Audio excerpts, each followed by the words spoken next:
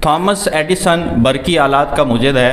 ایک دن وہ اسکول سے واپس آ رہا تھا تو اس کے انچارج نے اس کے ہاتھ میں ایک لفافہ تھمایا کہ بیٹا یہ جاتے ہی آپ نے اپنی والدہ کو دینا ہے۔ جیسے ہی تھامس ایڈیسن اپنے گھر پہنچتا ہے، بیگ رکھنے سے پہلے، یونیفارم چینج کرنے سے پہلے، کیونکہ استاد کی نصیحت تھی کہ فوراً والدہ کو وہ لفافہ تھمانا تھا، تو وہ فوراً والدہ کو لفافہ تھماتا ہے۔ اس کی والدہ بھی اس لفافے کو، لیٹر کو اوپن کرتی ہے اور زار و قطار رونے لگ جاتی ہے۔ بڑی انٹرسٹنگ سٹوری ہے، ذرا دلچسپی لیجئے گا۔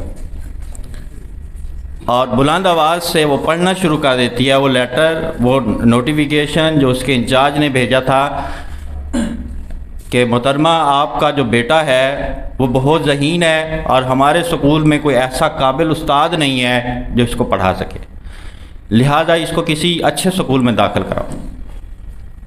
کچھ عرصہ گزرا، اس کی والدہ فوت ہو گئیں۔ کچھ سالوں بعد تھامس ایڈیسن کا نام دنیا کے نامور سائنسدان کے طور پر ابھرا۔ ایک دن وہ گھر کے کاٹ کباڑ سے کچھ ضروری کاغذات ڈھونڈ رہا تھا تو اس کی اچانک نظر پڑی اس لفافے پہ جو سکول کے زمانے میں اس نے اپنی والدہ کو دیا تھا۔ تھامس ایڈیسن جیسے ہی وہ لفافہ کھولتا ہے اور اس کو پڑھنا شروع کرتا ہے تو زار و قطار دھاڑیں مار مار کے رونے لگتا ہے۔ غور کیجئے گا بات پہ، اس لفافے میں لکھا تھا، اس نوٹیفیکیشن میں لکھا تھا، محترمہ آپ کا بیٹا انتہائی غبی کند ذہن ہے اور اس سکول میں پڑھنے کے قابل نہیں ہے، ہم اس کو نہیں پڑھا سکتے۔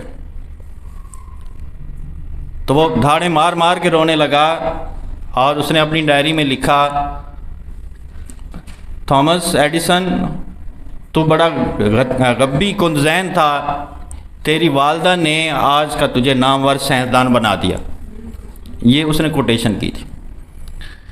تو یہ کہانی سنانے کا مقصد یہ تھا کہ اس کی والدہ نے اس کے اندر ایک یقین امپارٹ کیا تھا۔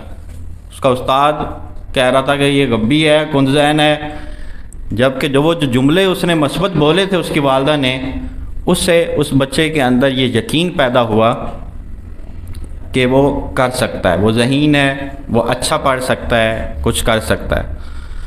تو اس لیے میں اکثر اپنے اسٹوڈنٹس کو کہتا رہتا ہوں کہ اس دنیا میں بیٹا ذہین کا نمبر پہلے نہیں آتا، یقین کا نمبر پہلے آتا ہے۔